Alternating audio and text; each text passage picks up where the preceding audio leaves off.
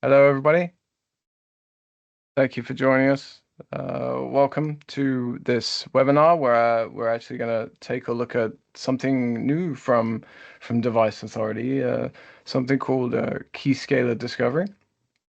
Um, my name is James Penny. I'm the Chief Technology Officer for Device Authority, and I'm joined by my colleague who's also going to give you a live demo of the actual tool so that you can get a good feel for sort of what it does and how it works. But first off, I'm just going to present a few slides to sort of set the scene and set some background for what we're talking about today. So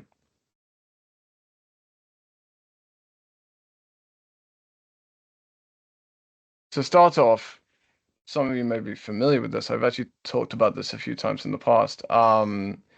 This is our sort of device lifecycle security blueprint.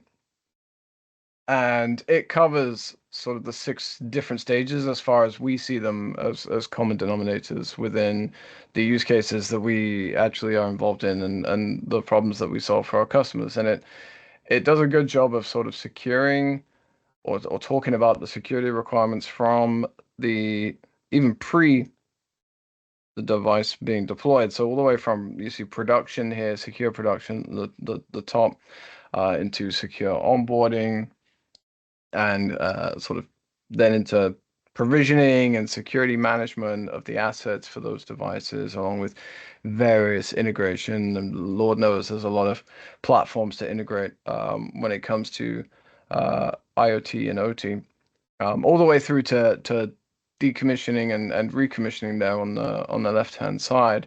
And this has worked really well for us. I think it covers quite a lot of the complexities in the individual segments, but it's only as good as sort of the devices that you're really protecting and how much you know about them. So in terms of device manufacturers, this is quite an easy blueprint to follow using the right tools like Keyscaler in terms of just integrating, the various different software pieces to help provision and automatically manage certificates, perform over-the-air updates, perform decommissioning at the end of the device's life. But if you're a device operator, I think the land is a little bit more fragmented and it's not so easy to understand. So this works really great as long as you know about the devices. And if we look at some of the common challenges that we actually solve for our customers, really it boils down to it's a bit of an oversimplification, but it boils down to visibility and a lack of control around the connected assets, then doing something about what they found out. So once you have visibility and some control of your assets, what am I going to do with those? How am I going to, what pieces am I going to manage? The identity, the updates, things like that. Moving on to, actually trusting the data from those particular devices and getting access to that and giving the right access to the right folks who need to sort of work on or view or make sense of some of that vastly complex data in some use cases. But today we're actually going to sort of focus quite a bit on challenge one, really, and the key word within that challenge one is really the visibility. Now, in speaking to our customers and prospective customers, some who run factories, some who run hospitals, some who actually have these environments where they might also, in addition to manufacturing devices, they're also operators of devices, which means we need the full breadth of capabilities within the platform to really give the best visibility, the best control, and the best management of these devices throughout their entire life cycle. So my colleague Tyler actually helped me draw this up in a much more simplified way. But if we look at sort of the IoT OT identity management maturity model, as we call it, I really view it as like 3 different stages, right? So you have sort of a almost the first stage is agents. And it builds out as a pyramid because I think the smallest sort of device coverage really is agentable devices, if that's a word. And the ability to put an agent on a device, right? It gives you the most control. It gives you the most visibility, the best access on what a device is doing. But not all devices really support an agent installation. So again, if you're manufacturing the device and you're making the device, of course, it's a lot easier to integrate sort of a security library or an agent or something like that that can help you solve those security identity update challenges for those particular devices. But as I was referencing before, not everyone is necessarily the manufacturer of a device and has access to actually install a full sort of suite of software that might help them do those things. So it does limit the scope a little bit. If we look beyond that, we then also have agentless. So you'll have devices that ship with things like remote management or remote access capabilities, whether it's via something like SSH or a web interface or an API that might be available as well. We should actually, as part of broadening, I think, device support and device coverage. These are really areas that we're looking to extend into.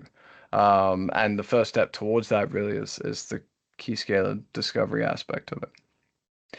And the last, and actually most, or has the widest range of support for devices is really just visibility. So if I can't put an agent on the device, maybe because of particular access controls or lockdown, or there's some other kind of constraint that's on the devices that I'm buying or deploying, I have already deployed, and I can't put an agent on there, then maybe I can do agentless as the next step up. But if I can't do agentless because there's no existing mechanism for me to do that, the least I could do is probably get visibility of those devices that I'm putting in my network so that I can understand, what the device is potentially doing. Where does it sit?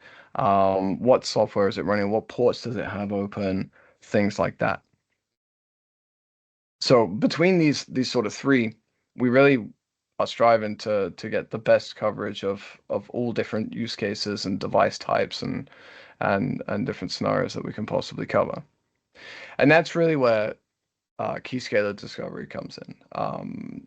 So we've basically created this tool that allows you to scan your network, particular subnets, a specific IP, something like that. There's lots of different controls and configuration and different aspects to it. But it allows you to perform that scan, uh, take a good sort of comprehensive look at what devices are deployed within that particular environment, and then also identify, the operating system that's running, so the open ports, the software packages, and then from that, enhance that information with potentially third-party providers or other databases of information to create this sort of, well, risk score, essentially, is what you get out of it. So you get an overall risk score and you get an individual device risk score.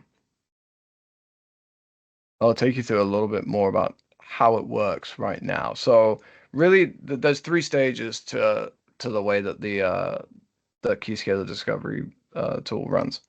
The first is a quick scan. So that is, well, the goal of that particular stage is to find out who's up and alive on the network. So which particular hosts are alive and listening and are connected to the network, just so we can get a really a list of IP addresses and MAC addresses that come back from that particular quick scan. And it takes a couple of seconds to do that.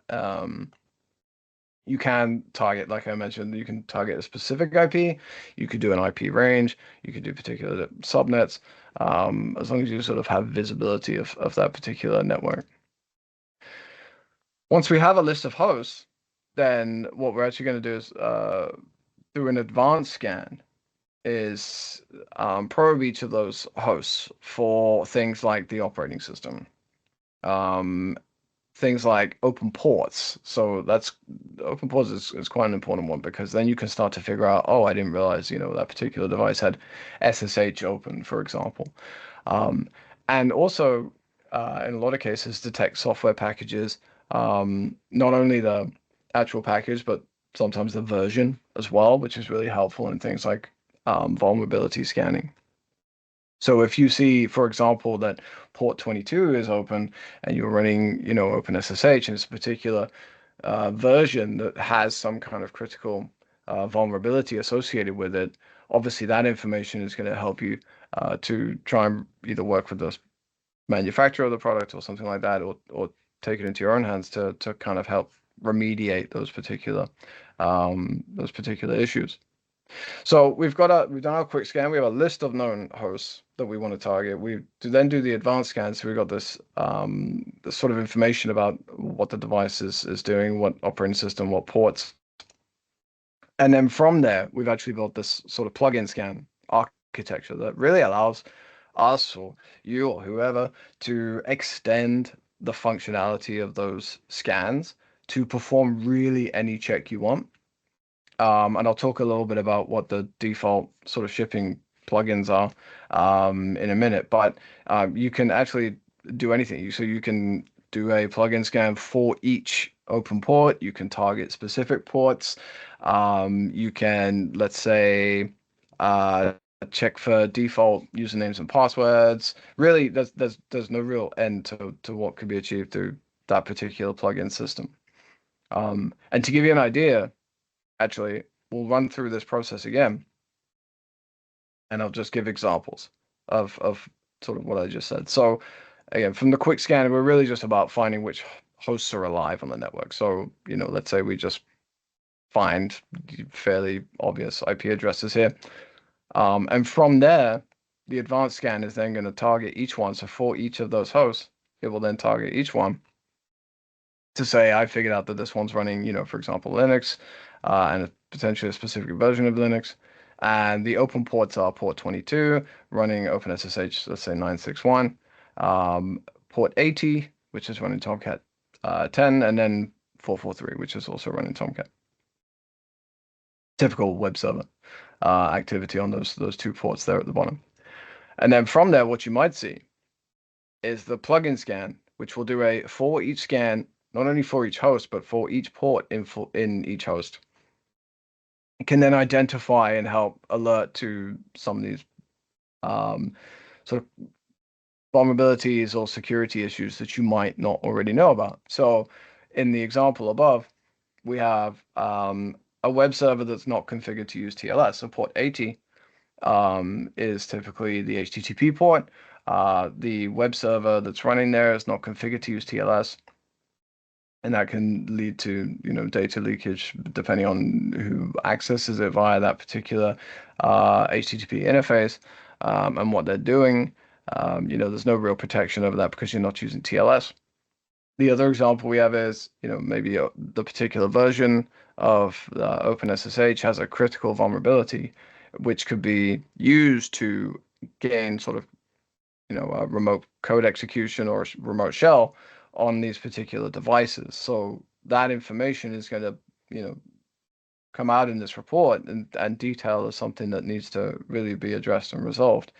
And then maybe perhaps not so much as a critical issue, but maybe more of a warning, as you see it in yellow down here. The TLS certificate expires in, which would be on port 443 in this example, would expire in 3,650 days. So that would be typically a long life certificate that may be problematic depending on how you view that device and its importance and the kind of data it's handling, things like that. So in terms of the standard plugins that do ship, so first off, I kind of touched on them in the last slide, but HTTP Finder, it's a pretty obvious one. What it essentially does is will alert on web servers that are not configured to use TLS, Transport Layer Security. So obviously what that means is you don't have encryption on that particular port. Your communication between any other devices or persons or anything like that that might be accessing that particular device remotely won't be encrypted, will be susceptible to interception, tampering, and unauthorized access. The next one we have is called a certificate checker. So really, what that does is alerts on X509 certificates that it finds. So web servers, things like that, that are either expiring, expired, or long life. So you can imagine an expiring certificate might be cause for concern because if it doesn't get renewed, then there could be interruption to service and you could have service outages and things like that. Um, Expired certificates, obviously, I'd imagine you might already know about it at that point, but if they still continue to be in use and no one else has raised that there's an expired certificate, then maybe that could be a pretty serious security issue and vulnerability that might need to be addressed, probably in your certificate validation process. And the long life, as I said, like the longer a key is really used, depending on where it sits. If it's in a TPM, it might not be as big of a risk as for example, just having the keys on the disk. But in these typically physically insecure devices, so what I mean, there's no sort of physical security in a lot of these remote connected um, IoT and OT environments. Uh, the longer it gets used, the increase in the likelihood of the key compromise over that time. And the last one we also have is a vulnerability identifier. So in the circumstances where the software is able to fingerprint the particular software package that's running on an open port on a particular device, you can take that CPE and actually check it against a third party, vulnerability database that would allow then you to get a list of potential vulnerabilities for that are present in that bit of software. So really, in something like SSH, that would be a big problem and would potentially allow anyone on the network to kind of get access, shell access to device potentially, depending on which version you're running. But it's really important to have at least visibility of the known vulnerabilities in those particular devices so that they can be accommodated into, a security plan or a remediation plan moving forward. So once you've actually run the scan, what you'll end up with is an overall sort of scan summary, and this is what this page is showing you. This is a screenshot of a scan that's been run. You can see there's a risk score of 44 here. That's 44 out of 100. And just below that, there's a long explanation for really how that risk calculation um, is uh, is generated. And you can sort of see the high level stats. So you might imagine that, CISO or something like that might be more interested in just maybe the risk score and these high level stats that are showing at the top here. Someone else maybe charged with coming up with a plan to kind of solve these would be more interested in sort of the lower level details.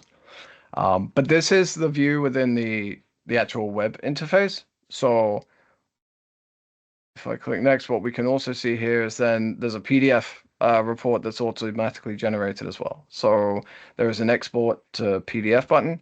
It happens fairly instantaneously, and this is the PDF that you get out of it. Again, it goes into sort of increasing levels of detail where you can see the risk score here. Again, the same explanation for that risk score on this page. The same headline figures that are really showing. So if you were looking at that and said, how do we address these 17 critical, that might be a task to take off and go create a sort of remediation plan around. The next level down is really a look at what the particular plugins have found within that particular scan. So this, for example, is with our friends at VulnCheck. And what it's doing is basically taking those CPEs and checking with their database to see how many vulnerabilities each sort of bit of software has. Luckily, here it looks like we've got 181 that don't have any, but we do have 17 criticals, 31 highs, and 66 mediums. So again, just taking sort of a level down, looking at particular plugin results. There is a page for each plugin that runs, so the more plugins you add, the more pages you'll get out of it. Yeah, so that's a sort of the next level down. And then finally, you sort of have a per device view. So if you wanted to take a look at a specific device and understand, what its particular vulnerabilities were within this report, then this would absolutely be the place to do that. And you can get device specific information out of this one. But enough of me talking about it. I'm going to hand over to my colleague Julio Moret, who's actually going to walk you through a demo of the KeyScaler Discovery tool. Thank you for joining us today. My name is Julio Moret. I'm Director of Pre-Sales Engineering at Device Authority. In this demo, we'll showcase how our discovery tool plays a critical role in strengthening your network's cybersecurity posture. As cyber threats become more and more sophisticated, understanding exactly what devices are connected to your network and how they communicate is essential for detecting vulnerabilities and preventing attacks. Today, we'll walk you through the main features of the tool, including network scans, generation of reports, calculation of the risk score, and the configuration of the scanner plugins. So, let's dive in and start by scanning the network for potential security gaps. To start a new scan, click on the New Scan button, provide scan name, the network segment, and provide a timeout. For the purpose of the demo, we're just going to leave a default, which is 600 seconds. When I click on Start a Scan, you'll see here the top of notification saying a new start has been started, including the network segment, and the new scan is listed at the top of the list here with a pending status. So my scan will be running in the background. In the meantime, we're going to explore the other menus and options available in the tool. The next one on the list is the scanner plugins. So here you can see all the plugins are being used by the Discovery tool to probe and check those ports and services running on those devices, and from that information then generate the risk score and the report that we're going to see at the end of the demo. So the first one that we see here is certificate checker. This one checks and validates its finance certificates are being used by HTTPS services or TLS servers in your network. We are looking specifically into ports 443 and 843. This is something that you can configure. So if you are running TLS services in other ports, we can add that to the scans and be more targeted or specific to accommodate your use case. The next plugin is insecure web servers. So we are looking for web services that are running over insecure ports like 80 and 8080. And the last one is the Vulcheck integration. Vulcheck is a partner of ours that provides us a CVE database that is being used during the validation and verification of vulnerabilities of those ports and services that are scanned on all these devices. Next is the scan logs. So here you can see all the interactions between the tool, external devices, plugins, or any other component that is part of this scan chain. So let's go back to the network scans. We can see now that we have found 26 devices. So we're gonna let this scan run in here and click on one of these scans that are already complete. So if I click on this one, lab one, then you can have an idea of how the report look like. So starting with the risk score, the lower the number, the better will be. So this one here is like halfway, not too bad, but there's some things that we need to pay attention. The risk score is calculated based on 5 buckets. that range from no issue, low, medium, high, and critical severity. Each one of them is weighted, and based on the number of severities or issues that we found, then the formula will calculate the risk score. At the top, you see a summary of the scan, starting with the number of devices, 30, the number of open ports, on the 35 in this case, and the number of issues. And the last thing is the plugins are being used to calculate and generate this report.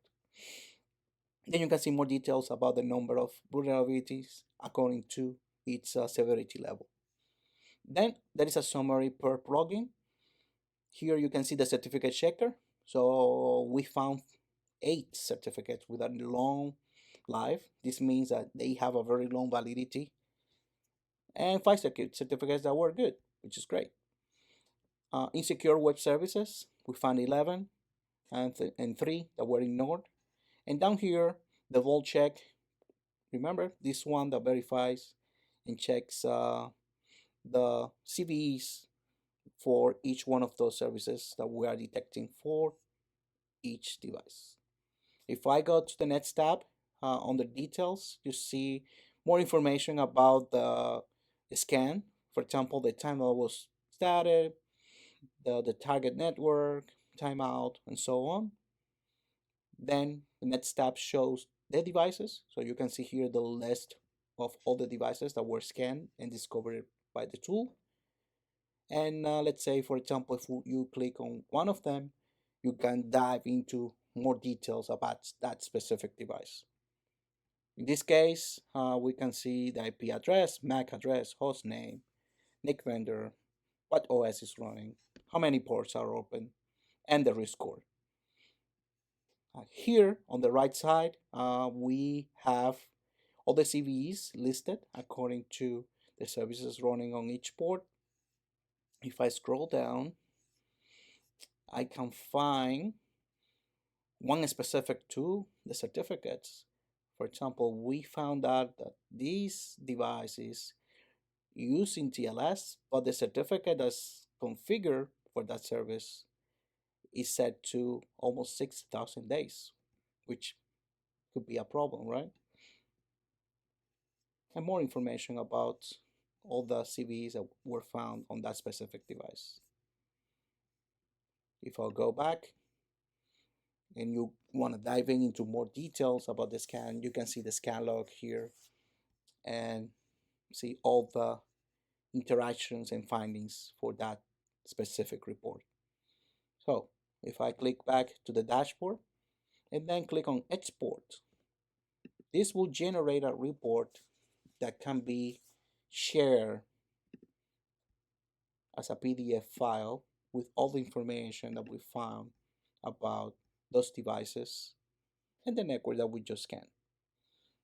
So the first page, cover page, second page shows the summary, and then you can see information about all the plugins that are being run. And the next section shows individual reports for each one of the devices that we found, including its own risk score. If we found the one that we looked at, that 4, you can see here a risk score of 50 and all the vulnerabilities that were found during this scan. Okay, if I switch back screens and go back here to my network scan, we can see that my scan is complete now with the critical status. If I click here, then you can see the calculated score. We found 26 devices, amount of ports, and issues found. So this concludes our demo today. Thank you very much. If you have any questions, please reach out and we'll be glad to assist you. Thank you. Great. Thank you very much.